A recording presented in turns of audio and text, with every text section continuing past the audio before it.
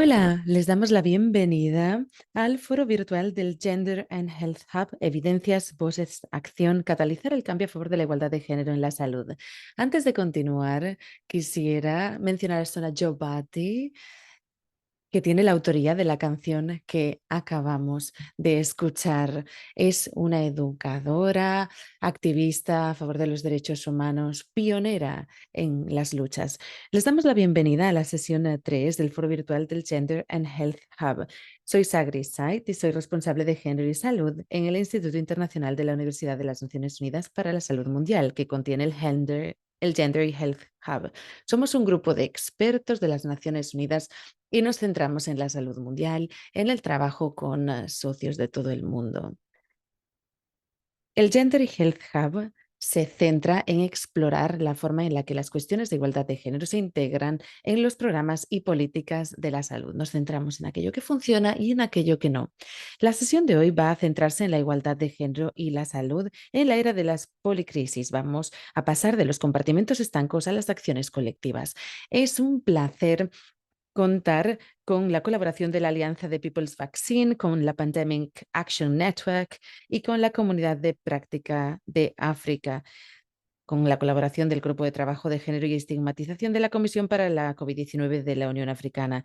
Otro socio importante es la Facultad de la Salud Pública de la Universidad del Cabo Occidental y con Paz.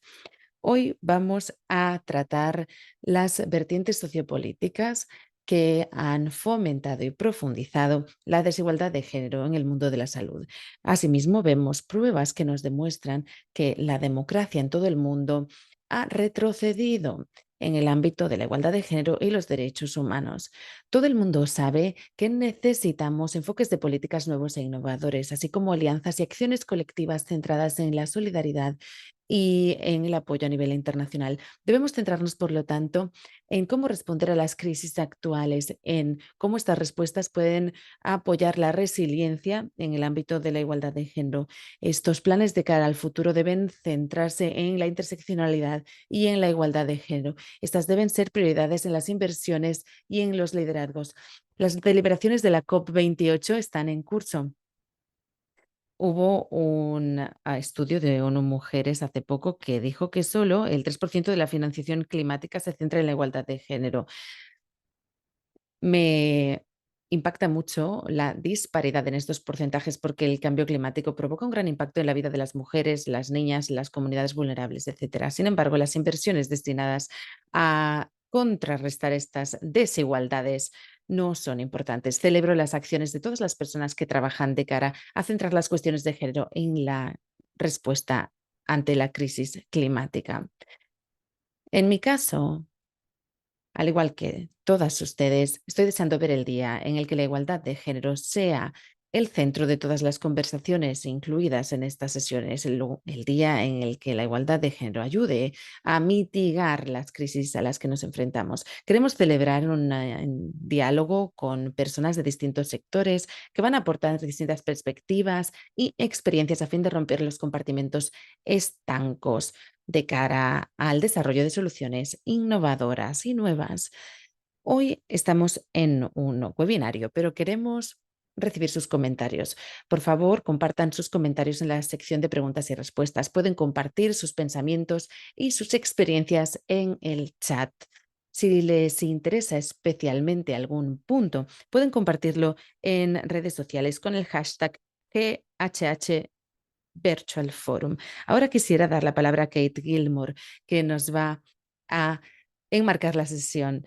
Kate es una defensora australiana de los derechos humanos con una trayectoria destacada en la promoción de la justicia social y la igualdad. Antes fue alta comisionada adjunta de las Naciones Unidas para los Derechos Humanos. Trabaja en la Escuela de Londres de Economía y Ciencias Políticas como profesora y asimismo sirve en la junta de una asociación internacional. Asimismo, celebró un panel con las Naciones Unidas sobre igualdad de género. Asimismo, forma parte de un panel de alianzas de cara al año 2030. Muchas gracias, Agri. Muchas gracias por su liderazgo y por su fantástica presentación. Muchas gracias por acogerme en este foro Muchas gracias por permitirme formar parte del panel. Quisiera dar las gracias a todas las personas presentes por sumarse a esta sesión. Estamos en un momento apremiante. Actualmente vemos las atrocidades que se cometen contra rehenes, vemos acoso sexual, vemos personas mutiladas, desplazadas. Estamos en un mundo marcado por los conflictos atroces y multipolares. Asimismo, parece que las políticas actuales simplemente crean cementerios, por ejemplo, para aquellos que mueren en el Mediterráneo. En la actualidad, parece que estamos en una dicotomía entre quienes tienen derechos y quien no. Las mujeres que los tienen, las mujeres con velo no tienen derechos y las que no lo llevan, parece que sí. Parece que el acceso a la salud no siempre se respeta, no es ya una cuestión de elección. Las desigualdades siguen profundizándose. El capitalismo sigue desenfrenado. Según el informe de 2020 de Oxfam, los 22 hombres más ricos del mundo tienen más patrimonio que todas las mujeres que viven en África. Vemos atrocidades también en el marco de la desaparición de países que se ven tragados por las olas o por la ampliación de los desiertos. Vemos un colapso climático que en 50 años ha erradicado el 69% de la vida en la Tierra. Vemos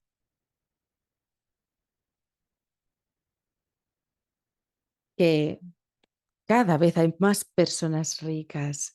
Las 6 empresas más ricas del mundo tienen mucho que ver con el petróleo y el gas. Las 6 empresas más ricas de petróleo y gas no dejan de cosechar beneficios. También nos vemos a merced de la inteligencia artificial y de pandemias nuevas. Pandemias, repito, que no se gestionan bien. ¿Cómo puede ser que todavía no trabajemos mano a mano? Vemos un precio altísimo, consecuencias terribles de la avaricia, de, de la ignorancia. Estamos en un mundo marcado por el colapso climático, la corrupción, la desigualdad. Entonces, ¿qué podemos hacer para pedir igualdad y justicia en este contexto? ¿Qué implica la igualdad? ¿Cómo podemos atajar la desigualdad y convertirla en una cuestión intergeneracional, interseccional, internacional? Tenemos que pensar en una disrupción constructiva. Este es el enfoque del panel de hoy. Vamos a hablar de cómo emplear un análisis y una perspectiva de género para crear un mundo nuevo, alejado de estas trayectorias que nos abocan al desastre.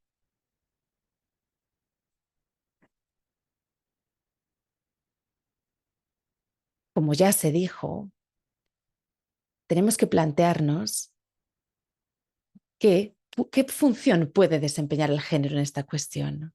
Bien, hoy contamos con un panel dispuesto a llevarnos a otros puntos de vista. Vamos a explorar de naciones con donantes, investigaciones, justicia ambiental, sector humanitario, justicia climática y salud. El panel va a ayudarnos a profundizar, a involucrarnos en una confrontación de cara a lo que implica la desigualdad de género en la salud. Vamos a explorar trayectorias dignas, centradas en la igualdad, que nos pueden ayudar a atajar la desigualdad de género a fin de embarcarnos en un mundo más justo, más inclusivo. La primera pregunta para el panel se destina a la doctora FIFA Rahman. FIFA Rahman es consultora principal de Mata Hari Global Solutions. Cuenta con mucha experiencia, ha trabajado en el ámbito de la salud mundial durante años. Se centra en el compromiso estratégico y la ampliación de los conocimientos especializados del sur global en iniciativas de salud mundial, por ejemplo, a través de la investigación cualitativa, la coordinación con actores estratégicos y la evaluación de proyectos de salud. FIFA, quisiera darle la palabra. Quizá pueda comentarnos desde su punto de vista cuáles son las consecuencias más destacadas que el mundo en policrisis provoca en la igualdad y la salud. Muchísimas gracias, FIFA, por estar aquí. Adelante. Un placer. Muchísimas gracias por la presentación, Kate. Bueno, voy a centrarme sobre todo en la pandemia.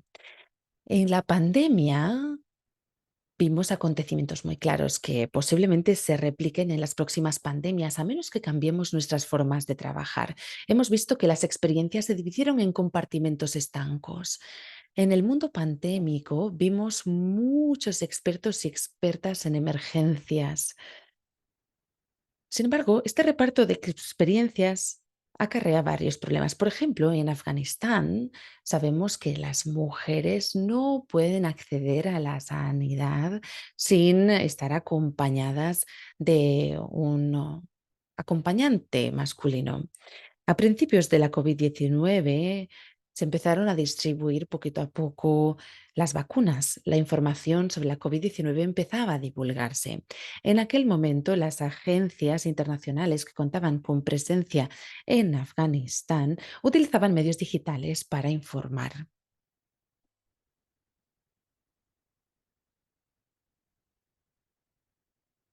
Sin embargo, solo un 35% o menos de las mujeres afganas tienen acceso a medios digitales. Aquí hablamos de teléfonos móviles, pero también de la radio, de televisores, etcétera. ¿Qué ocurrió entonces? Las mujeres se vieron excluidas de recibir información sobre la COVID-19, ya ni hablemos del acceso a las vacunas. Esta decisión la tomaron agencias de salud mundial que desde luego deberían haber adoptado otro enfoque. Sin embargo, las experiencias se fragmentaron, como decía, entonces no supieron trabajar de una forma mejor. En la República Democrática del Congo, por otro lado, vemos numerosas atrocidades. Hay asesinatos, violencia indiscriminada contra la población. Esto se superpone con cuestiones climáticas, con inundaciones, con el desplazamiento de la población. Hay muchas personas que sufren estas problemáticas, muchas de ellas son mujeres. No hay espacios suficientes en los que se compartan experiencias al respecto. En conclusión, a esta primera pregunta, quisiera comentar que faltan espacios para compartir experiencias a nivel multidisciplinar, lo cual es un problema. Muchísimas gracias, FIFA, por sus experiencias y por los desafíos que nos comenta. Esto tiene mucho que ver con el carácter universal de las Naciones Unidas. Desde luego, convendría crear sinergias entre las experiencias, ¿no? Muy bien. Quisiera también profundizar en las implicaciones que tiene la policrisis en la igualdad de género. Ahora quisiera dar la palabra a Sara Hussein. Sara, sé que se podrá quedar poco tiempo.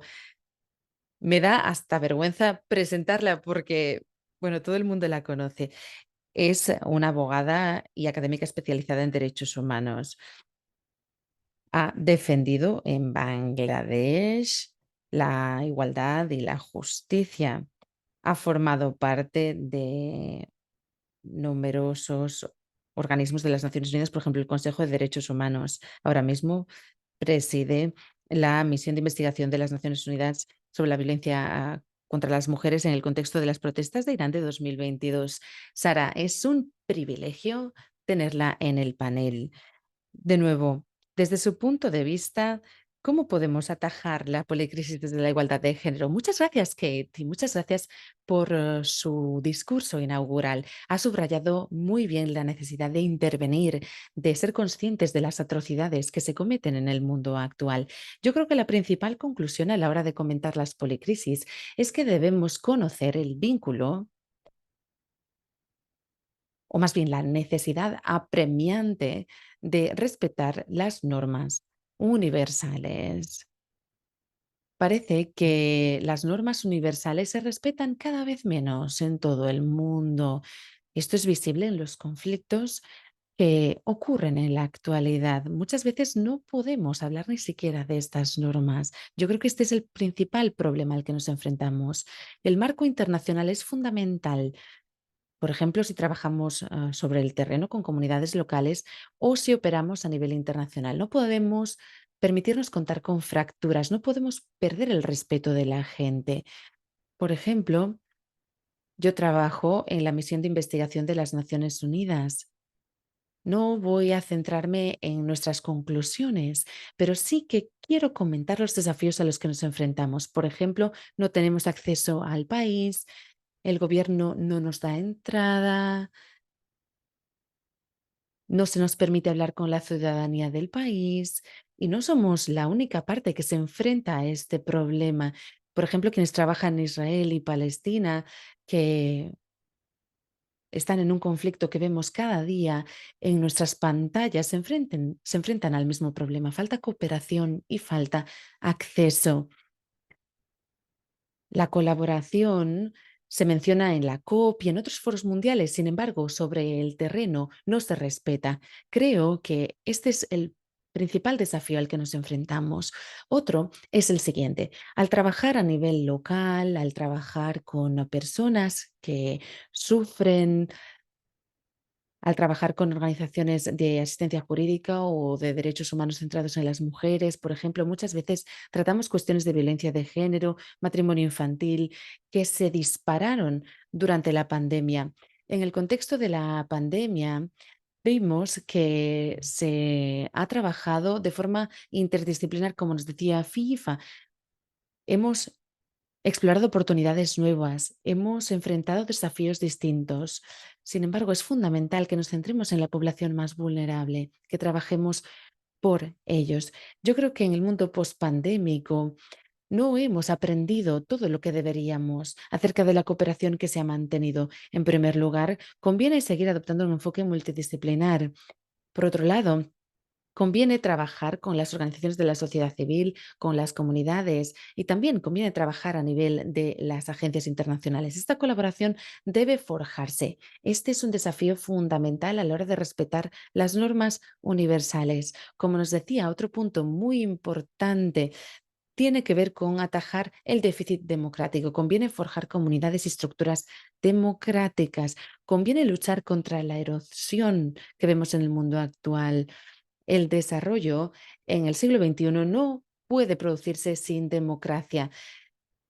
Necesitamos lideresas, necesitamos a la juventud. Estas personas deben apoyar las normas internacionales. No podemos dejar a estas partes de lado, ya sea en nombre de una religión, una etnia, una raza, en nombre del nacionalismo, etcétera. Esta no es una posibilidad.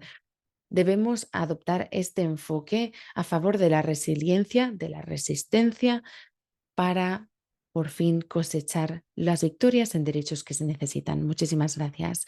Gracias, Sara. Sara nos ha recordado las herramientas que tenemos a nuestra disposición, ¿verdad? Las normas, el Estado de Derecho, las normas internacionales. Contamos con estas herramientas para avanzar, ¿no? Sara también nos presentaba desafíos. Gracias a la intervención de FIFA, ya empezamos a pensar en cómo colaborar, en cómo crear sinergias. Ahora quisiera dar la palabra a Iman. Iman es un activista ambiental fantástico, un adalid del cambio climático que trabaja en el contexto de los desafíos que surgen entre la acción climática y la protección de la biodiversidad en Malasia. Es un líder juvenil Es disruptor, cuenta con mucha determinación, con muchas ideas. Quisiera preguntarle, desde la perspectiva de una persona joven, ¿qué desafíos considera fundamentales en cuanto a la igualdad de género?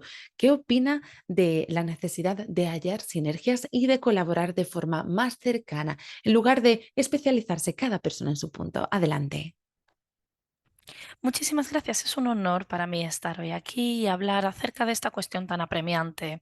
Uno de los desafíos a los que hace frente la juventud en el marco de la acción climática es la tokenización, la inclusión meramente simbólica. Estamos viendo que hay muchos jóvenes que se están utilizando en las conferencias de las partes en el marco de la CMNUECC, les incorpora a nivel nacional e internacional en comités asesores, pero como digo, de manera únicamente simbólica. Y esto puede desalentar mucho a la juventud cuando se te invitan a una reunión con un ministro sencillamente para la foto, puede desmotivar bastante. También quiero subrayar algo importante. Hay un vínculo muy importante entre el género y el clima, sobre todo para la infancia. Hay una gran marginalización. La infancia en Malasia se ve más afectada por el cambio climático que los adultos. En 2021, Malasia colaboró con la Universidad Nacional de Malasia y con otros grupos de investigadores e investigadoras para analizar el impacto del cambio climático sobre la juventud. Se determinó que, sobre todo en las comunidades indígenas, la juventud y la infancia es más vulnerable a los cambios climáticos. Las niñas no pueden seguir estudiando cuando en sus casas empiezan a carecer de recursos, cuando se ven afectadas por sequías, olas de calor, por riadas, por otros desastres climáticos. Las niñas son las que abandonan las escuelas para poner su granito de arena en casa. También vemos que se pone en jaque la seguridad. Las niñas malayas viven en hogares muy vulnerables a los efectos del cambio climático, por ejemplo, a las tormentas, a las fuertes lluvias, y viven en una situación de mayor inseguridad que sus hermanos, que sus homólogos niños. Pueden ser víctimas de abuso sexual, de violencia en el seno de sus hogares. Y la infancia en Malasia se ve más afectada por los efectos del cambio climático. Dentro de este contexto, también vemos que se afecta de manera desproporcionada a las niñas sobre los niños y a las infancias sobre la población adulta. Es importante reconocer que esta dimensión de género emana de aspectos culturales, sobre todo en el seno de las comunidades indígenas malayas. Como ya he mencionado antes, estas comunidades habitualmente ve que son los niños los que sí que tienen la oportunidad de seguir estudiando, mientras que las niñas se quedan a la zaga. En estos hogares se están viendo los impactos también de la sequía, que decrece la productividad de los cultivos. También vemos cómo el cambio climático afecta el acceso a materiales sostenibles. Cuando hablamos de la juventud y de la infancia, vemos que hay una importante dimensión de género. Sin embargo, me gustaría mencionar otras cuestiones que afectan concretamente en el sudeste asiático a las comunidades LGTBIQ+. La discriminación y las desigualdades existentes exacerban aún más los impactos del cambio climático, sobre todo a las personas trabajadoras del sexo, personas queer que trabajan en el sector informal, son más vulnerables a las sequías, a las escorrentías, a las inundaciones y debido a su situación de discriminación no reciben apoyo suficiente. Muchísimas gracias, Aidil, y luego volveré a usted de nuevo para ahondar precisamente en esto, porque creo que ha mencionado unos puntos clave para este debate. Si le parece bien, voy a dar ahora la palabra a la doctora Estela Bossuar. Estela, si me lo permite, yo creo que usted encarna este pensamiento sinergético que estamos buscando, porque es doctora, es abogada, es investigadora, es precisamente esa combinación de conocimientos, pericia y compromiso que anhelamos. Usted es un magnífico ejemplo de una persona con trasfondo en salud, salud mundial, género, justicia de género. Está a cargo de una institución dedicada a lo que estamos hablando. ¿Qué tiene que ver la igualdad de género en todo esto que estamos hablando? Bueno, muchísimas gracias. La igualdad de género es el kit de la cuestión. Tiene que ver con la asignación de recursos, tiene que ver con nuestra manera de concebir el liderazgo y la distribución de poder, tiene que ver con la mirada que aplicamos a las cuestiones interseccionales y cómo lidiamos con las comunidades vulnerables. Cuando hablamos de la equidad sanitaria, uno de nuestros puntos flacos o quizás un punto ciego que tenemos, como se evidenció durante la pandemia de la COVID-19, es que las intervenciones médicas no bastan. Yo soy médica de formación y he llegado a esta conclusión. El mundo tiene que ir más allá de las intervenciones médico-sanitarias. Voy a poner un ejemplo que tiene que ver con las vacunas para el HPV en África, en mi continente. Vemos que este es el único cáncer que puede evitarse, el cáncer de cuello de útero. Tenemos una vacuna para ello, pero la tasa de vacunación en nuestro continente es nimia.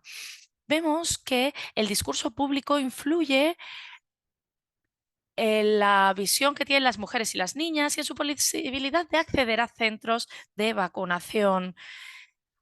Muchas veces no pensamos en el poder económico de las mujeres, en la voz de las mujeres el- en los hogares, en su poder adquisitivo y ni siquiera pensamos en las normas culturales subyacentes. Vivimos en una sociedad en la que las mujeres son ciudadanas de segunda clase. Sin embargo, vemos que tienen un enorme potencial de innovación. También estamos invirtiendo muchísimo en lo siguiente. Estamos haciendo mucha labor de calle, estamos intentando. Las mujeres hablan de cuestiones muy importantes. También tenemos la interconexión entre la crisis climática, ya sean incendios, ya sean inundaciones, desplazamientos forzosos. Todo esto afecta el patrón de diseminación de las enfermedades, que afecta en particular a las comunidades desplazadas, a adultas, ancianas y a las mujeres. Si no aplicamos una perspectiva de género que tenga esa visión de 360 grados, no vamos a percibir por qué tenemos que poner todos nuestro granito de arena para abordar estos desafíos. La seguridad alimentaria, la desnutrición. La desnutrición ha sido un problema en todo el mundo y sigue siéndolo a día de hoy. Se va a exacerbar en el futuro. Sobre todo va a afectar a las infancias, a las personas adolescentes. Los problemas de malnutrición pueden acarrear otros problemas como la deficiencia de hierro, por ejemplo. Tenemos que repensar los procesos de toma de decisiones, de intervenciones médicas desde la perspectiva de la interseccionalidad. A mí me gusta la ideología feminista porque nada es sencillo, todo tiene múltiples caras. Entonces tenemos que conectar las distintas eh, facetas y buscar soluciones holísticas a los grandes problemas imperantes en nuestro presente, sobre todo para responder a las necesidades de las poblaciones marginalizadas. Estela, me gustaría invitar a un nuevo panelista y luego volvemos a usted. Me ha encantado su intervención, queremos seguir ahondando. Es evidente que conoce de primera mano y en grandísima profundidad este tema. Pero antes quiero invitar al doctor Sam Oti a que tome la palabra. Sam, si me lo permite. Usted es uno de los líderes del CIID, un centro que opera en Canadá. Viene o está basado ahora mismo en Nairobi, en el continente africano. Es experto en iniciativas sanitarias mundiales. Cuando pensamos en la financiación y la inversión extranjeras, ¿cómo ve A nivel global, la igualdad de género, ¿cuál es el papel que desempeña en el contexto o en el tablero de las policrisis? Tiene la palabra. Muchísimas gracias. Es un privilegio estar aquí. He de decir que, bueno, todo lo que voy a decir es mi opinión personal, no hablo en nombre de ninguna organización. Bueno, yo soy financiador, participo en distintos grupos de financiador y sabemos que estos grupos, estos fondos financiadores, se ven influenciados por poderes externos, por así decirlo. A mí me gustaría centrarme en qué significa la policrisis para las entidades financiadoras que esperamos intentan abordar la desigualdad de género en todo el mundo. Yo creo que para las entidades financiadoras están normalmente afincadas en el norte global. Y para ellos ya se ha terminado la partida, por así decirlo. Las entidades financiadoras están haciendo un encomiable trabajo, pero no podemos seguir perpetuando este modelo.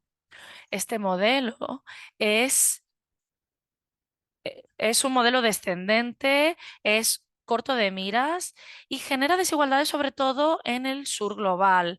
Es reduccionista, aislacionista y no consigue empoderar de manera sostenible a los grupos vulnerables y a las comunidades de base. Este modelo no es sostenible y no va a poder atajar las crisis intersectoriales multifacéticas que están acaeciendo. Hemos visto que tras la pandemia de la COVID-19 hubo una reducción de los fondos que se estaban concediendo.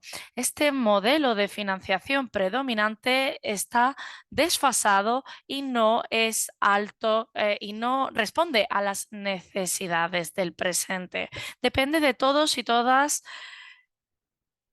hacer un llamamiento a personas como yo, ¿no? A un financiador. Por ejemplo, en 2020, cuando después del inicio de la pandemia de la COVID-19 vimos que diversos gobiernos recortaron eh, las partidas de financiación y Save the Children dijo que esto era un mazazo para los niños en situación de vulnerabilidad en todo el mundo. Necesitamos un nuevo paradigma de financiación adaptado a este mundo de las policrisis. Me gustaría compartir algunas ideas con ustedes de qué pueden hacer las entidades financiadoras para adaptarse a este nuevo modelo. Bueno, muchísimas gracias. Había muchísimas personas en el público asintiendo con la cabeza porque estamos todos muy de acuerdo con lo que ha dicho. Bueno, eh, voy a seguir hablando con usted. Ha hablado de la dimensión de género, no solo como una manera de evaluar las consecuencias y los daños de las policrisis, sino que también la igualdad de género puede generar resiliencia, remediación, reparaciones. También hemos hablado de los compartimentos estancos que nos impiden resolver estos problemas.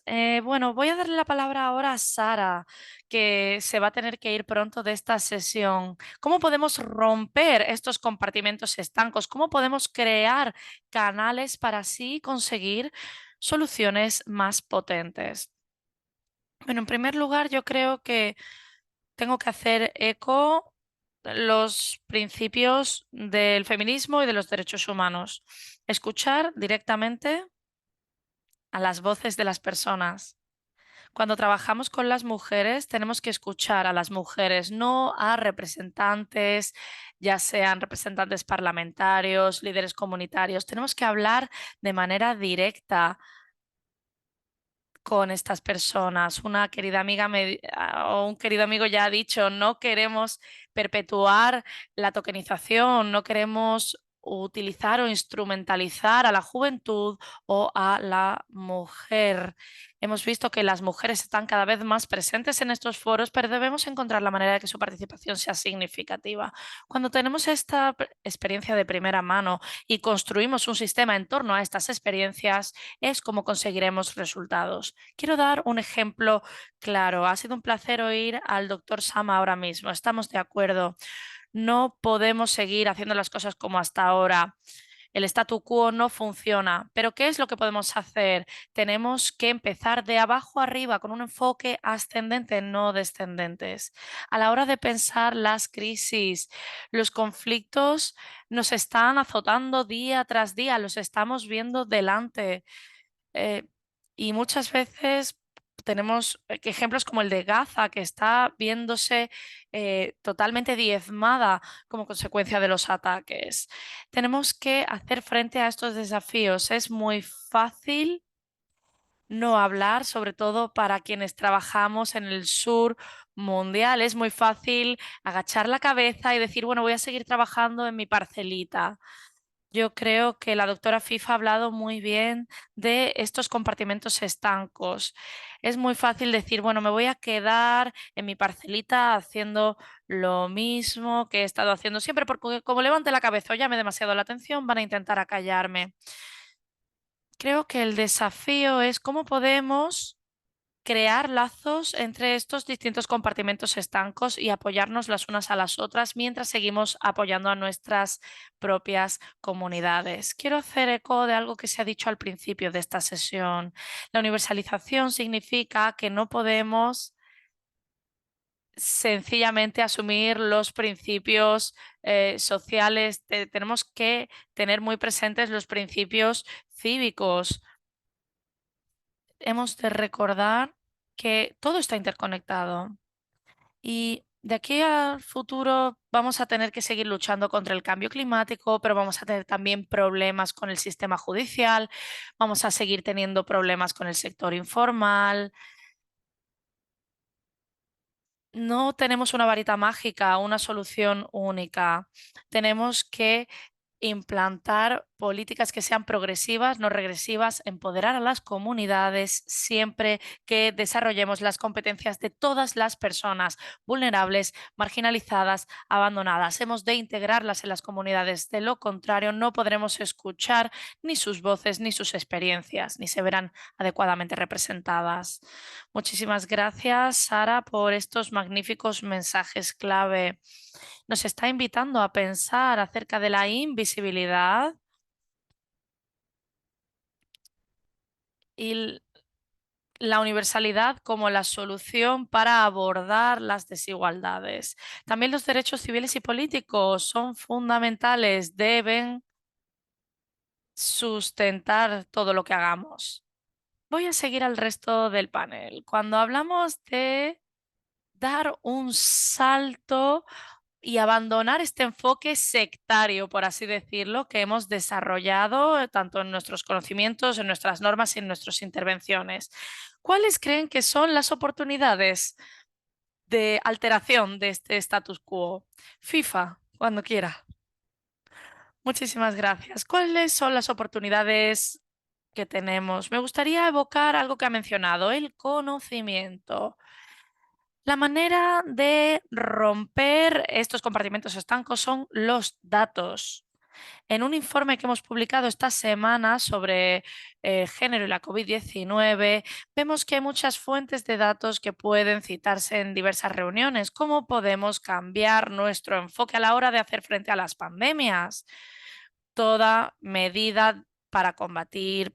Tenemos un 55% de la población somalí que es nómada. Y bueno, cuando pensamos en poner en marcha un sistema de PCRs con estas comunidades, pues es un enfoque un poco idiota, si me lo permiten. También cuando se puso en marcha el plan de vacunación en Sudán del Sur, se puso en marcha en los hospitales principales, pero las mujeres tienen que pedir permiso a un hombre para poder acudir a estos centros sanitarios. Y luego la gente se preguntaba, bueno, pero ¿por qué solo por qué el 70% de la población vacunada son hombres y solo un 30% de mujeres? La respuesta es bastante obvia. Yo creo que tenemos que saber cuáles son los datos que tenemos, cuáles son las fuentes a las que hemos de acudir. Durante la pandemia de la COVID-19 vimos que el norte global era la que más participaba en estos debates. La gente decía, bueno, tenemos que implicarnos a nivel comunitarios, pero al final lo único que se buscaba era hacer tic en una serie de casillas, cumplir con unos requisitos mínimos. Tenemos que garantizar que escuchamos a las comunidades de mujeres y de género diverso, porque estas mujeres, estas personas de género diverso son quienes ostentan los datos que necesitamos.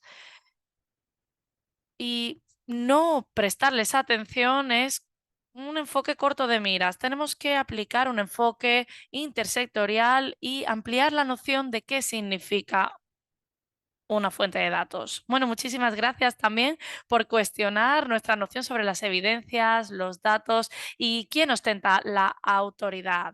Bueno, ahora quiero dar la palabra a Aidil, porque me parece que esto es precisamente lo último que dijo antes. Me gustaría darle la oportunidad de seguir profundizando acerca de cómo mover este sistema. Muchas gracias, Kate. Yo quería resaltar la importancia de la participación de la juventud. Lo que nos decían antes de la participación de la juventud, la escala que existe, debe ampliarse y distribuirse con todas las personas del grupo. Debemos entender los niveles de participación de las niñas, los niños y la juventud en proyectos de incidencia, democracia, acción climática y demás. No queremos que se manipule, se informe mal o se utilice a la juventud como un símbolo. Queremos formar parte de la toma de decisiones con las personas adultas.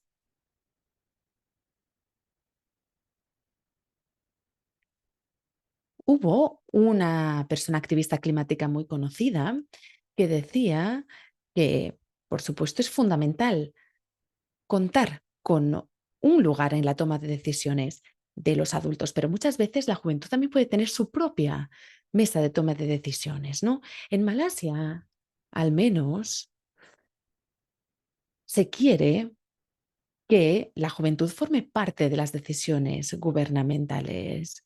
El panel asesor del cambio climático de este año cuenta ahora mismo con unas 45 ONGs de juventud, lo cual es un avance.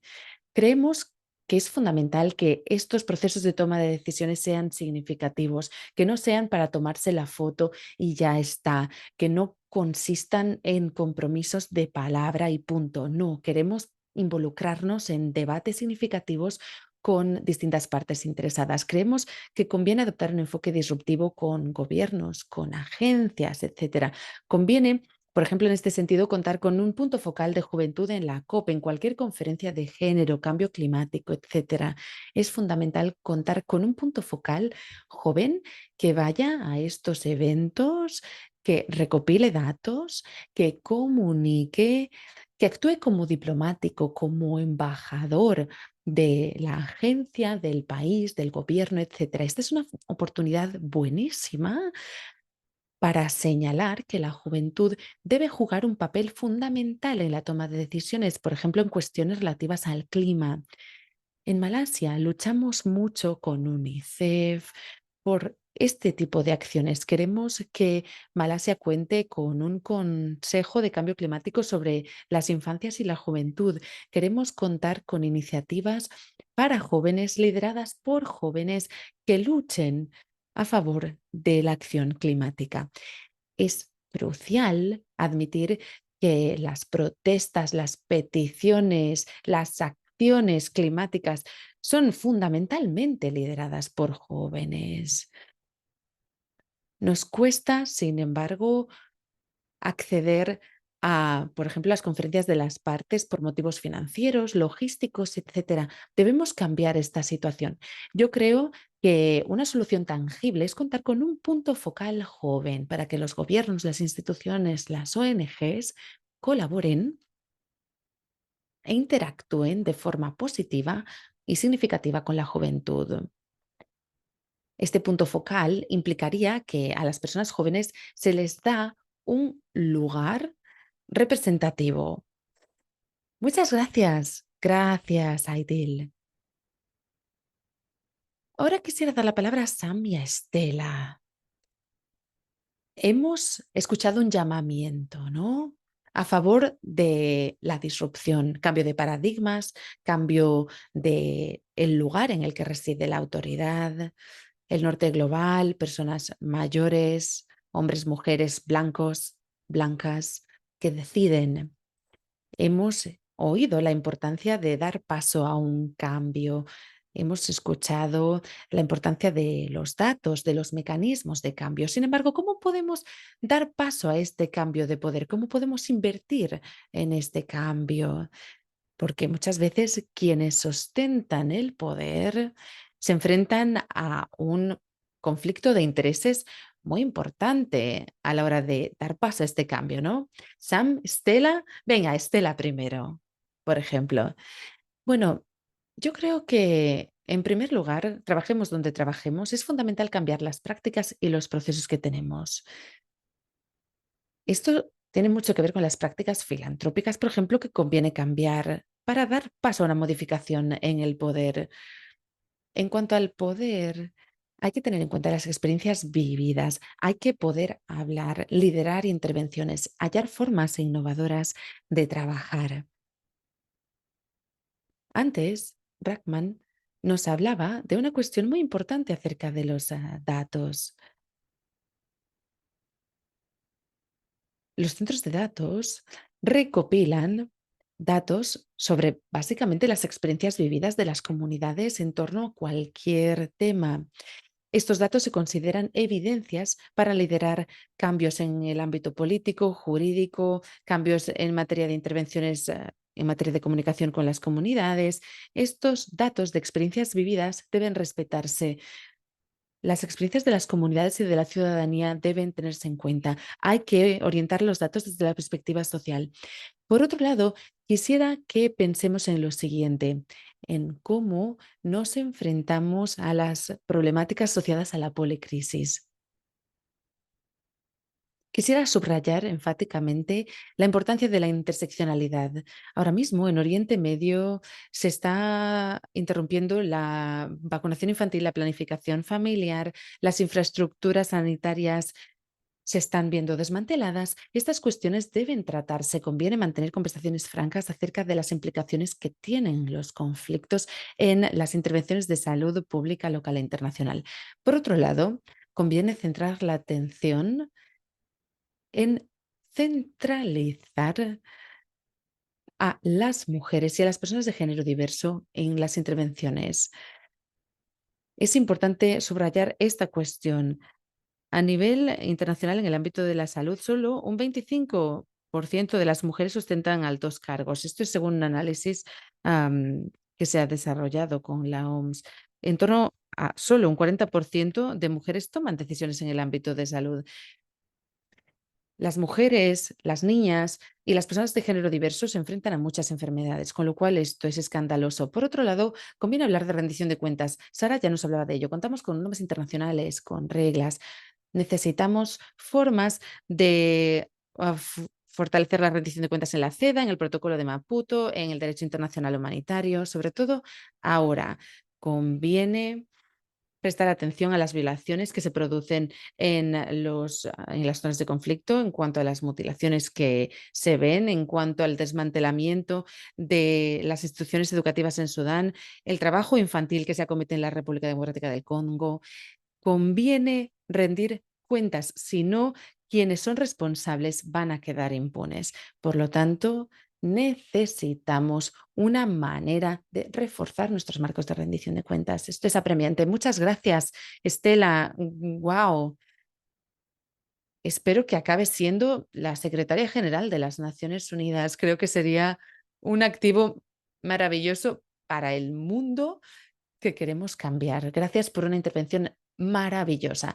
Sam, quisiera darle la palabra ahora a usted. Hablamos de un cambio fundamental, un cambio que podría liderar en una modificación radical del status quo, ¿no? ¿Cómo podemos avanzar en este sentido? Desde su punto de vista, ¿cómo podemos seguir trabajando? Estela, una intervención maravillosa y muchas gracias, Kate. Yo creo que debemos cambiar las bases. ¿Quién puede liderar o iniciar este cambio? Como Shayen Bolat decía, hay muchas formas de iniciar una tormenta. Por ejemplo, podemos empezar con acciones individuales. Hay financiadores que ya han empezado a cambiar. Va a haber también una presión por parte de ciertos grupos a los que los financiadores tienen que responder a favor del cambio. Yo creo que los financiadores deben pasar de las soluciones programáticas, digamos. Siempre que hay un desafío al desarrollo, se crea un programa o una iniciativa nuevo, se destina mucho dinero a la iniciativa y luego 5 años más tarde se olvida. No me malinterpreten, cuando se necesiten estos problemas o programas, mejor dicho, pues efectivamente conviene trabajar rápido. Sin embargo, creo que esta debería ser la excepción y no la norma. Sin embargo, siempre lo hacemos. Por ejemplo, en la COP28 se han presentado programas y yo veo que hay cada vez más financiadores allí.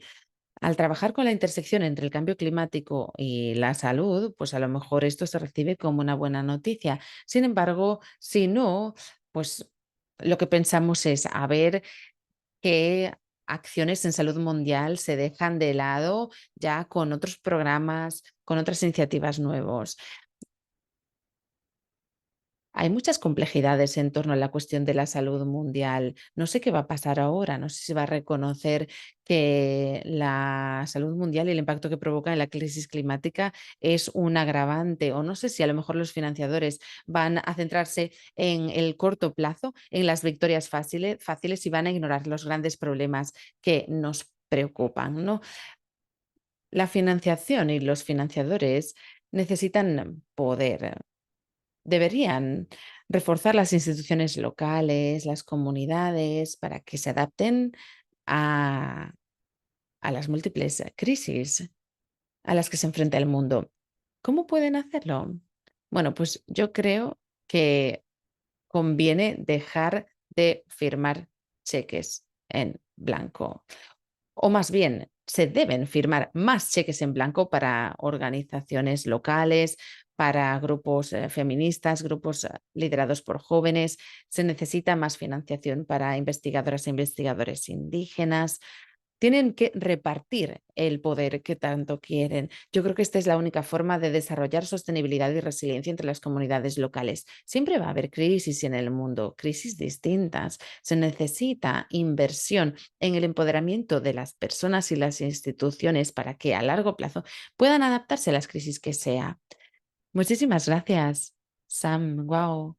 Escucharles como efectivamente escuchar una melodía. Creo que nunca he visto a un panel reaccionar tan bien ante la idea de un cheque en blanco. No, en serio. Muy buena contribución. Identificó, de hecho, una petición clave que debemos acoger, ¿no? Si queremos llevar esta interrupción, este cambio a buen término. Muy bien. Quisiera dar la palabra al panel. ¿Cuál sería su principal reivindicación a favor de más acciones colectivas, a favor de acercarse a las vidas diarias de las personas que viven en este contexto de policrisis? ¿Cuál sería su principal reivindicación? No sé si alguien quiere empezar. Su principal reivindicación, una única cosa que creen que podría actuar como catalizadora de este cambio y de una reconstrucción posterior. Quisiera intervenir yo, si es posible. Adelante. Pues sí, yo creo que la principal reivindicación es dejar de reunirse en el norte global. Conviene poner fin a estas reuniones. Conviene salir del norte global. Conviene acudir a espacios en el sur global. Cuando lo hagamos, hablaremos de forma más abierta de la interseccionalidad, de raza, de género, de estatus de personas migrantes, etcétera. Creo que este enfoque nos permitiría ser mucho más flexibles a la hora de concebir distintos elementos. Tras la pandemia y durante, estuve en múltiples reuniones en las que se dijo necesitamos más capacidades en África y esto siempre me pone un poco de los nervios, he de confesar. Tenemos que ir más allá de la capacidad de respuesta ante emergencias. Se necesitan expertas en género, en todos los espacios en los que se debate la pandemia. Muchas veces se dice, pero ¿por qué se necesita una experta en género? Bueno, no sé si saben, por ejemplo, que hasta que se ejerce mucha presión acerca de algo, pues se deja completamente de lado. Se necesitan más mujeres, más expertas, mejor dicho, expertos y expertas en género, en los grupos de I+D, en todos los grupos relativos a la pandemia. Se necesitan también más expertas y expertos en África. Esto se dice muchas veces, pero me enerva un poco, ¿no? Considero que llevamos mucho tiempo trabajando en compartimentos estancos en el norte global. Yo creo que esta es la semilla que impide que nuestras mentes se abran y que adoptemos un enfoque interseccional. Eso tiene mucho que ver con la rendición de cuentas, ¿no? La proximidad es fundamental. Los actores de la sociedad civil, los expertos del sector académico, deben trabajar para que efectivamente no se acabe trabajando exclusivamente desde la perspectiva del norte global, occidental, desde la élite, etcétera. Estela, tengo que darle la palabra otra vez. Pues estaba escribiendo dos puntos principales mientras escuchaba a la compañera. En primer lugar, debemos extraer el bien que existe en la sociedad. Esta bondad se arraiga en la igualdad, la sostenibilidad y la democracia. Por otro lado, debemos ampliar nuestros horizontes. Debemos buscar catalizadores del cambio que no sean dinero. Debemos invertir en empatía, en confianza para poner fin a guerras. Debemos invertir en compartir conocimientos, en crear movimientos para dar paso a un cambio social. Cuando se invierte de forma consciente y sostenida en los ingredientes que refuerzan el tejido social, entonces los cambios que tanto queremos en cuanto al género se producirán. Muchísimas gracias, Estela. Creo que hay una conexión muy importante entre los puntos geográficos y la juventud. El 90% de la juventud mundial vive fuera del norte global. Por eso, Aidil, me gustaría darle la palabra. Desde luego, la juventud no es una minoría en muchísimos países. La juventud representa una mayoría, pero se ve excluida de las mesas de negociación. Al pensar en sus principales reivindicaciones, Aidil, ¿qué podría comentarnos? Muchas gracias, Kate. Yo creo que conviene entender qué es la juventud. Bueno, según la ONU, la juventud llega hasta los 24 años y desde los 15, por lo tanto yo el año que viene dejaré de ser joven. Sin embargo, en Malasia, las personas jóvenes son jóvenes, se consideran jóvenes hasta los 40 años. Parece que de cara al 2026 la juventud va a considerarse como aquellas personas que tienen 30 años o menos, ¿no? Esta definición es importante. Hay que decidir qué es una persona joven. Yo estoy de acuerdo con la definición de las Naciones Unidas, entre 15 y 24 años. Yo creo que contar con un punto focal es fundamental. Como decía antes, estas personas jóvenes deben poder formar parte de la COP, de conferencias que traten otras problemáticas, etcétera. Yo creo que conviene que los foros y los lugares de debate sean intergeneracionales. Este punto es crucial. Conviene contar con una persona joven siempre. Por eso agradezco tanto estar aquí presente. Yo creo que en el futuro conviene asegurarse siempre de que haya variedad intergeneracional en los paneles. Conviene contar con personas de distintas edades que aporten distintas experiencias. Considero que los equipos organizadores deben tener esto en cuenta al pensar en foros, eventos, etcétera. Volviendo a lo que decía antes sobre el punto focal de la juventud, yo creo que Esta idea debe implantarse sin duda, porque así las personas jóvenes tendrían influencia en cuanto a la toma de decisiones, la legislación, tendrían un lugar institucional. Considero que este punto de partida es fundamental. Pueden adoptarlo todas las empresas, países, organizaciones, etcétera. Muchas veces nos equivocamos y pensamos que, bueno, las personas jóvenes no van a aportar mucho porque pueden equivocarse, pueden estar allí, hacer algo mal. No, yo creo que las personas jóvenes son lo suficientemente maduras como para recibir mentoría, recibir consejo. Yo creo que debemos dejar de lado este miedo que sentimos acerca de que, pues, las personas jóvenes no van a poder diseñar en conjunto una política climática, que solo van a pintar un mural, por ejemplo, y ya está, ¿no? Totalmente, muchísimas gracias, Sam. Ahora, quisiera darle la palabra. Por ejemplo, en Uganda, am, la media de edad es de 15 años y en la República Democrática del Congo la media de edad es de 17 años. Vemos que es fundamental pasar de una dominación, digamos, por parte de las personas más mayores y tener en cuenta a las personas jóvenes. ¿Qué cree que pueden hacer desde la perspectiva de la financiación? Sam, todo el mundo debería contar con una estrategia de juventud, con un punto focal joven. ¿Cómo cree que se enmarca esto desde la financiación? Magnífica pregunta y magnífico comentario. Yo diría que mi principal reivindicación es crear alianzas auténticas. Siempre hablamos de alianzas auténticas a nivel individual, pero no hablamos de esto a nivel institucional, a nivel de entidad financiadora. Y yo creo que esto es en lo que tienen que centrarse estas entidades financiadoras. ¿Esto en qué se traduce? Que nosotras tenemos que desaprender muchas lecciones aprendidas.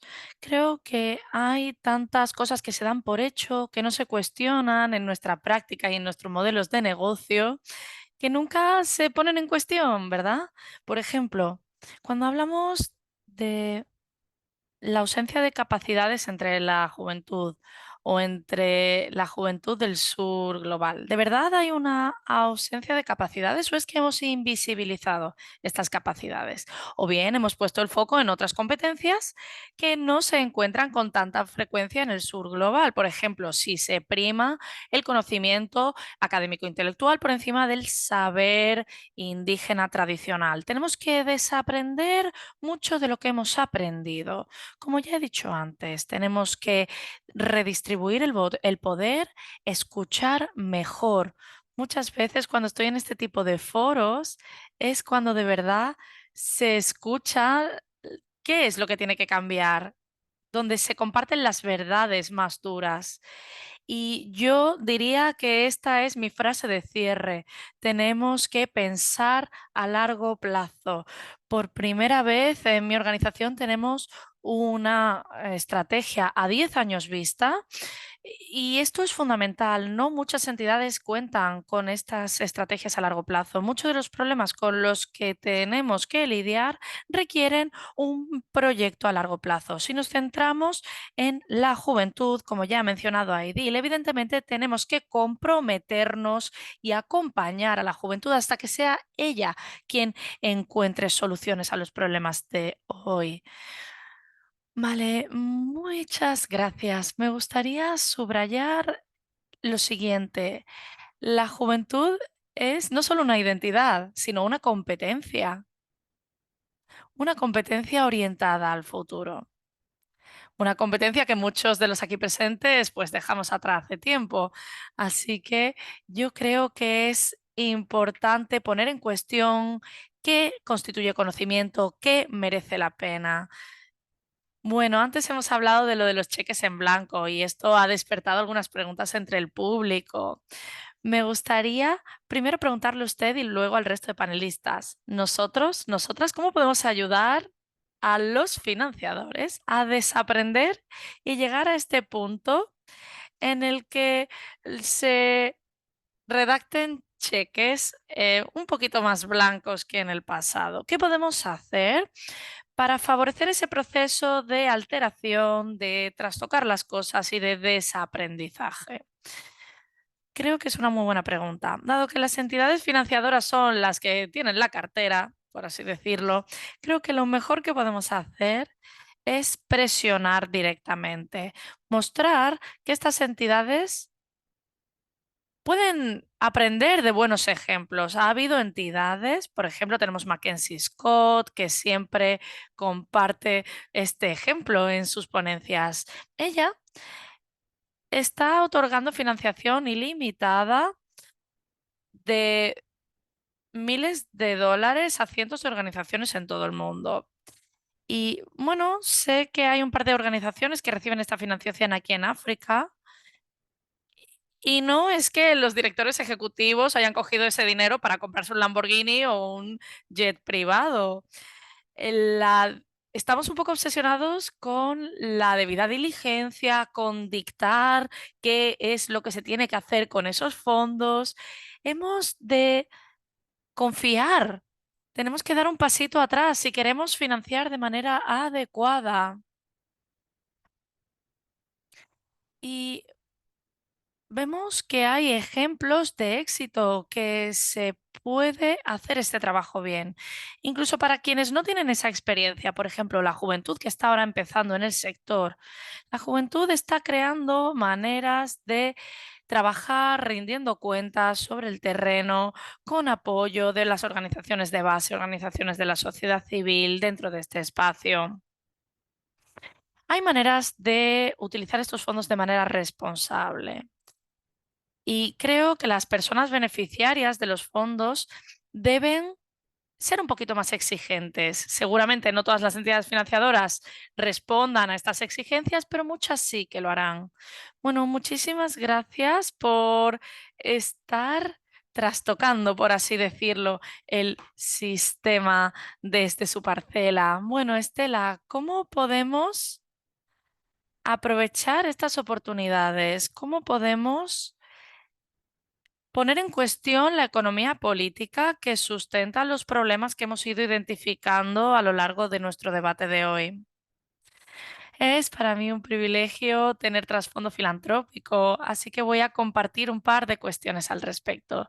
Yo trabajo para un fondo liderado por el público y una de las cuestiones en las que trabajamos es que nunca dictamos cómo se van a utilizar los fondos. Utilizamos un sistema participativo. Eso incluye incorporar activistas, expertas, preguntamos en qué quieren utilizar los recursos y así los distribuimos en consecuencia. En el continente africano se versamos 10 millones de dólares al año y es muy importante dar la voz a a la persona de a pie porque van a encontrar estrategias más innovadoras, van a saber cuáles son los problemas que hay que mitigar y además son una buena plataforma para la creación de redes entre pares. Entonces, hemos trabajado mucho también sobre el terreno para intercambiar mejores prácticas, para compartir algunas de las estrategias de labor programática que se están poniendo a cabo, también para compartir las experiencias extraídas, ¿no? Entonces, tenemos que cuestionar los sesgos que tenemos, los prejuicios sobre las capacidades. Normalmente se da por hecho que una organización de base no tiene capacidad suficiente para gestionar. Pero no, tenemos que respetar la autonomía de estas organizaciones, confiar en ellas. Yo creo que la confianza y la empatía son las palabras clave en el seno de la filantropía. Por último, algo que hemos estado haciendo en las congregaciones es lo siguiente. Es importante reunir a las entidades filantrópicas porque también trabajan de manera aisladas. Todo el mundo está centrado en la crisis climática y no se les olvida que la violencia de género sigue ahí, que la inseguridad alimentaria sigue ahí y que tenemos que mirar más allá de la emergencia climática. Tenemos que colaborar con otras entidades financiadoras. Queremos, por ejemplo, dotar de recursos a las organizaciones negras feministas, encontrar maneras para utilizar estos recursos con la menor cantidad de intermediarios posibles. Ahora, en este punto en el que estoy en mi vida, creo que hay organizaciones de base magníficas que tienen grandes capacidades para poner en cuestión el género en los sistemas de salud. Y para ello hacen falta recursos, porque nadie escucha a estas organizaciones, muchas veces no tienen reconocimiento jurídico, pero están haciendo una labor encomiable. Por eso es importante ser el cambio que queremos ver en el mundo. Muchísimas gracias, Estela. Gracias por seguir inspirándonos día tras día. FIFA, tras haber escuchado a Estela y a Sam, me gustaría pedirle su consejo sobre una cuestión que siempre me carcome por dentro, la evaluación. La evaluación, la revisión de nuestros programas es un elemento que compromete la financiación y el análisis de la financiación. Muchas veces nos obliga a adoptar una métrica o una medición un poco distorsionada. Adoptamos métricas sencillamente porque es lo que se nos exige y no porque sea la métrica que mejor refleja la realidad. Mi pregunta es, ¿cómo podemos utilizar métricas que gocen del beneplácito de las entidades financiadoras, pero que al mismo tiempo generen datos útiles, no datos quizás falsos o quizás desatinados? Sí, puede que me repita un poquito con lo que he dicho antes, pero creo que lo importante es entender mejor cuáles son los datos prioritarios. ¿Qué es lo importante saber? Durante la pandemia hemos visto numerosas organizaciones decir, es que no tenemos datos acerca de la entrega de test eh, en África. ¿Cuánto tiempo creen que lleva utilizándose los test de embarazo, por ejemplo, en África? Hay sistemas para ello. Se debería poner el foco en mayor medida en los datos cualitativos, no únicamente cuantitativos. Esto es lo que UNICEF llama la escucha social. Yo lo llamo hablar con mis amigos y amigas racializadas. En la pandemia hubo un discurso predominantemente blanco porque la gente no escuchaba a sus amigos racializados en caso de tenerlos. Yo creo que es necesario tener más datos cualitativos que nutran nuestros paradigmas, porque si queremos hacer un ensayo clínico aleatorizado sobre una determinada molécula contra el COVID en África, va a ser muy complicado llevar a cabo este tipo de estudios o buscar este tipo de datos. Tenemos que ser un poco menos condescendientes y dejar de aplicar o de proyectar esa visión del norte en el sur. Las mujeres llevan décadas utilizando test de embarazo. ¿Qué nos lleva a pensar que no vayan a saber utilizar un test del COVID? Yo creo que es importante valorar los datos cualitativos y poner el foco en ellos. Muchísimas gracias, FIFA. Estoy totalmente de acuerdo. Me pregunto acerca de el poder de constructor y reconstructor de este cambio de paradigma y cuáles son los mecanismos prácticos para conseguir trastocar el sistema. Mi pregunta es, ¿por qué ha habido tanto rechazo, tanta oposición organizada a la noción del género?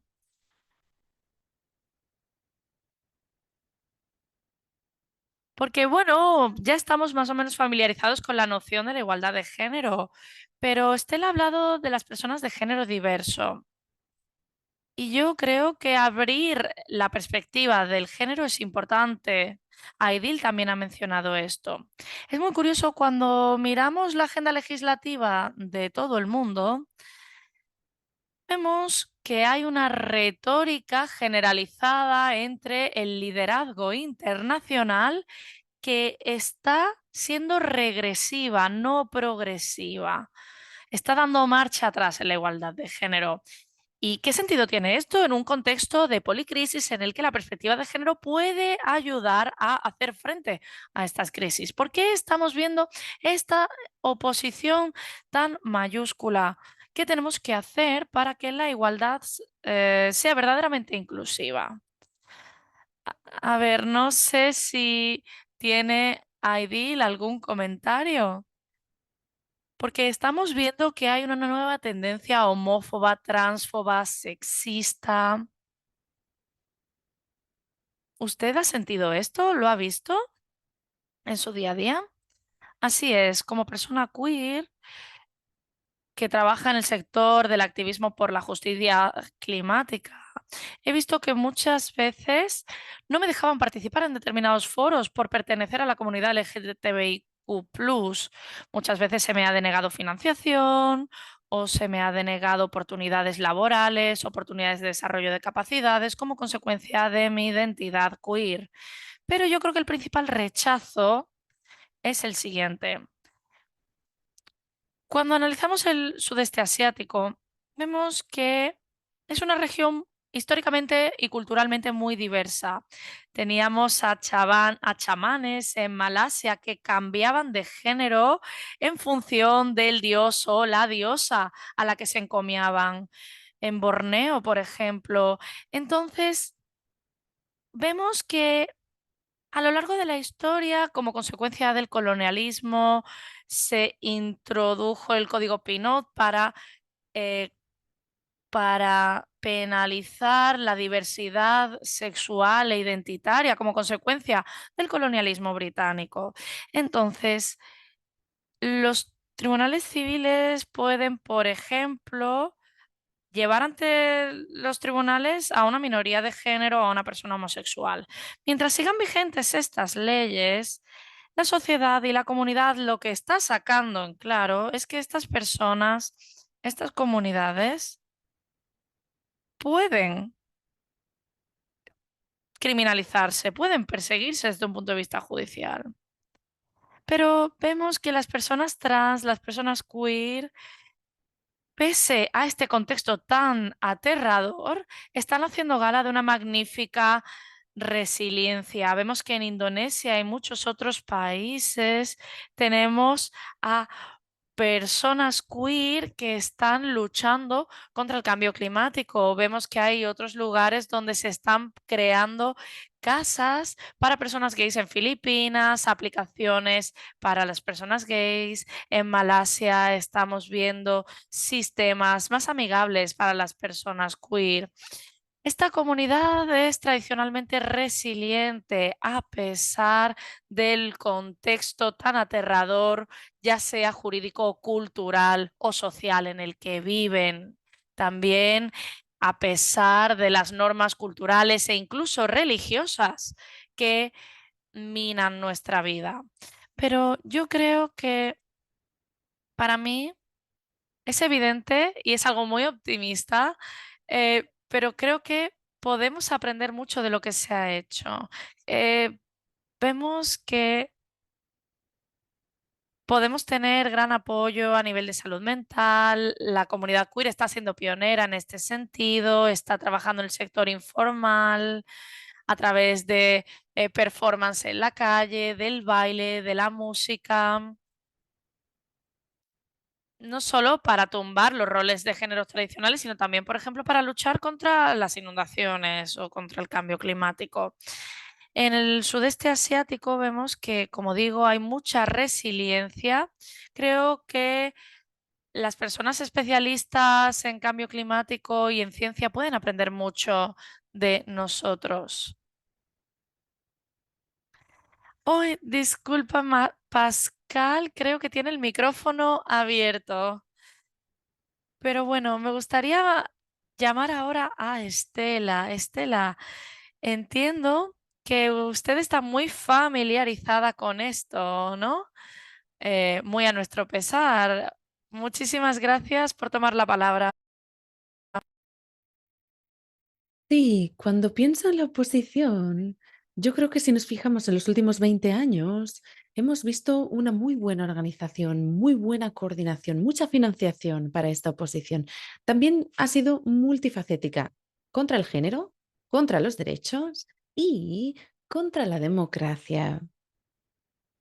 El movimiento conservador que ha creado este movimiento lo ha financiado siguiendo la excusa de la religión, la cultura, las ideas del patriarcado y del capitalismo. Al analizar formas en las que el feminismo ha llamado la atención sobre el capitalismo, sobre el patriarcado, el capacitismo, el machismo, etcétera, todas estas acciones han derivado también en una revolución en el ámbito del trabajo, porque al final estas son prácticas extractivas de las comunidades más vulnerables, de las mujeres, etcétera. Al final, la comodidad de estas personas se ha puesto en entredicho al ir contra el status quo, ¿no? Nunca hemos tenido una cultura homogénea, no la tenemos, tuvimos ni la tenemos. Las experiencias son distintas y gracias a ellas el mundo es más bonito. Pensemos en los derechos del aborto, pensemos en Roe contra Wade, en lo que ha ocurrido en Estados Unidos o en el continente africano. Hay una gran regresión. En África conviene hablar de educación sexual integral, anticonceptivos, aborto seguro, salud sexual y reproductiva, etcétera. Estas conversaciones se silencian mediante tácticas legislativas. Por ejemplo, ahora Uganda ratificó una ley contra las personas homosexuales. Kenia aprobó un proyecto de ley también en este sentido. Todo consiste en un debate acerca de los derechos de las familias. Eso tiene mucho que ver con la autonomía, la libertad de las mujeres, su derecho a elegir. Vemos una subyugación de las mujeres y esta es una realidad que se ve en múltiples sectores. Vimos lo que ocurrió en Roe contra Wade. Por ejemplo, en el Tribunal Supremo se habló también de la inclusión de las personas de color. Se sometió a debate. Hay muchas jurisdicciones a nivel global que debaten este tipo de cuestiones y esto provoca una repercusión. Muchas veces nos preguntamos, ¿por qué se necesitan mujeres en el liderazgo? ¿Por qué debe haber cuotas en cuanto al avance de la trayectoria profesional de las distintas personas, incluidas las mujeres? ¿Por qué es esto importante? Bueno, pues porque las mujeres aportan experiencias vividas, sesgos, etcétera, que, por ejemplo, en investigación y desarrollo no se verían de otra manera. Creo que estas cuestiones deben seguirse ya no solo desde la perspectiva de género, sino también desde la perspectiva de la democracia y de los derechos humanos. Muchísimas gracias, Estela. Estela nos recuerda que, que hay muchas sinergias entre las distintas fuerzas de la oposición. La oposición entiende perfectamente la interseccionalidad de la igualdad de género, la democracia, la salud y derechos sexuales y reproductivos. Estos grupos socavan la democracia mediante lo que más queremos, normas internacionales y promesas que ha formulado la comunidad internacional. Sam, cuando hablamos de esta filantropía malévola, porque es lo que es, ¿no? Vemos un flujo de fondos por parte del norte global que acaban en manos de personas que viven fuera del norte global, pero que quieren erosionar la democracia. Entonces, ¿cómo podemos lograr, Sam, que quienes proporcionan fondos rindan cuentas? ¿Qué desafíos tenemos y qué podemos hacer para sacarlos a la luz? Bueno, como nos decía Estela, los privilegios siempre luchan, siempre intentan mantenerse. Los privilegios llevan arraigados en el sistema durante siglos, tienen muchos recursos, están muy bien organizados y actúan de forma muy eficaz para lograr sus objetivos. Desde la perspectiva de la financiación, y vuelvo a mi intervención inicial, hay muchas personas que financian, la mayoría, que viven en el norte global. Esto implica que tienen un privilegio. Por eso me reitero, es fundamental que los financiadores salgan y capaciten a personas que lo necesitan, personas que pueden luchar, que pueden trabajar por un mundo mejor. Hay que definir los parámetros de esta lucha, hay que definir qué conviene contrarrestar, aquello por lo que hay que luchar. Yo creo que esto es fundamental. El modelo actual no sirve. Creo que es fundamental empoderar a las organizaciones comunitarias y de derechos humanos. Hay que capacitarlas para que puedan luchar a largo plazo. Por ejemplo, cuando hablo de financiadores del norte global, siempre se me dice que en el sur global no hay tantos financiadores. ¿Por qué en el sur global entonces nadie invierte, los gobiernos no invierten en los espacios para la sociedad civil? ¿Por qué no hay tanta filantropía? Bueno, hay un argumento político y económico muy extenso en cuanto a este tema, pero yo quiero decir que si adoptamos un enfoque a largo plazo y capacitamos a las organizaciones, al final estas organizaciones comunitarias, organizaciones feministas de juventud, etcétera, podrán hacer que el norte global rinda cuentas y además lograrán que sus propios gobiernos también lo hagan. Debemos encontrar un equilibrio. Nos enfrentamos a múltiples erosiones. Hay fuerzas del norte global que los motivan, pero también fuerzas locales, regionales, subregionales. Esto es una realidad en múltiples espacios. Por lo tanto, yo considero que el enfoque de los financiadores debe ser el del empoderamiento sostenible. Debemos adoptar un enfoque, digamos, generalizado, amplio a la hora de decidir en qué invertir. Muchas gracias, Sam.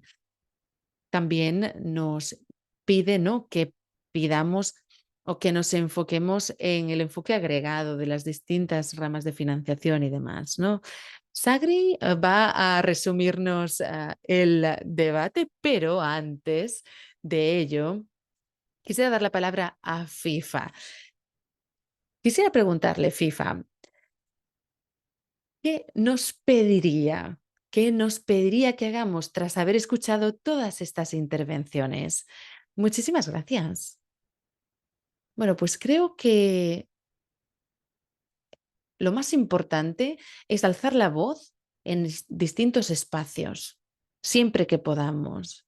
Yo trabajo sobre todo en contextos de pandemia. Es un privilegio ser consultora porque también participo en espacios en los que se habla de la discriminación menstrual, de la pobreza, del clima, de la violencia de género, etcétera.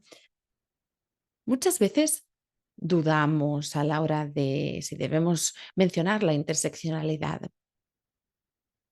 Esto es así porque tememos que las personas blancas se sientan incómodas. Debemos ser valientes y hacerlo, adoptar este enfoque en los distintos espacios. Incluso yo normalmente tengo un cierto filtro en cuanto a estos temas, ¿no? Creo que debemos transmitir este mensaje en todos los foros posibles. Centrarnos en el enfoque de género es fundamental. Conviene participar en el espacio de la I+D. El enfoque de género es fundamental en estos lugares, aunque muchas personas opinen lo contrario. Creo que la coherencia es esencial. Muchas gracias.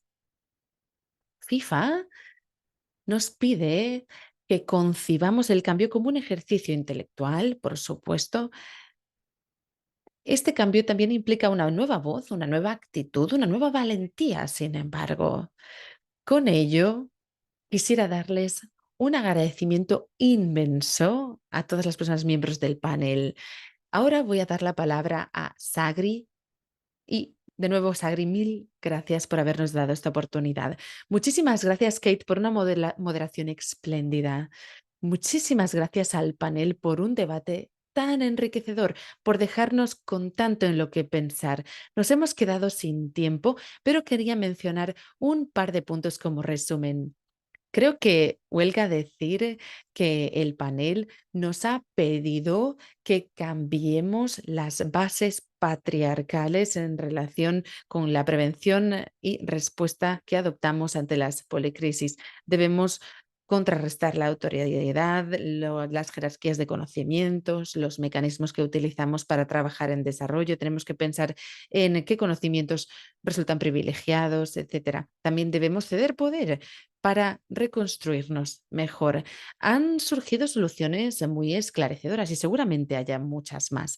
Por ejemplo, debemos centrarnos en las experiencias vividas, debemos compartir soluciones, reconocer la participación de las demás personas, la juventud, que es un recurso del día actual ya. FIFA nos decía que la experiencia en materia de género debe tenerse en cuenta. Sam nos hablaba de los fondos no finalistas y de la creación de alianzas.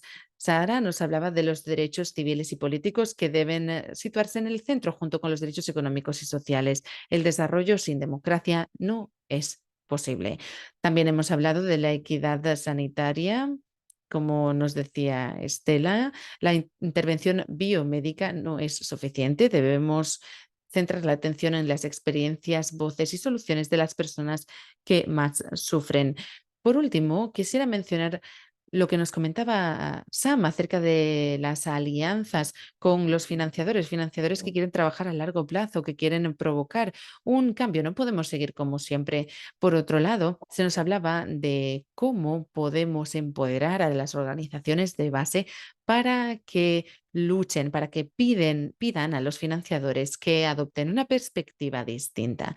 Muy bien, esto es todo por mi parte. Quisiera transmitirles mi más sincero agradecimiento. Ha sido un debate enriquecedor. No he podido presentar ningún comentario porque nos hemos quedado sin tiempo, pero quisiera celebrar su participación porque este ha sido un broche de oro para esta sesión tan maravillosa que hemos tenido a lo largo de los últimos 3 días. Muchísimas gracias.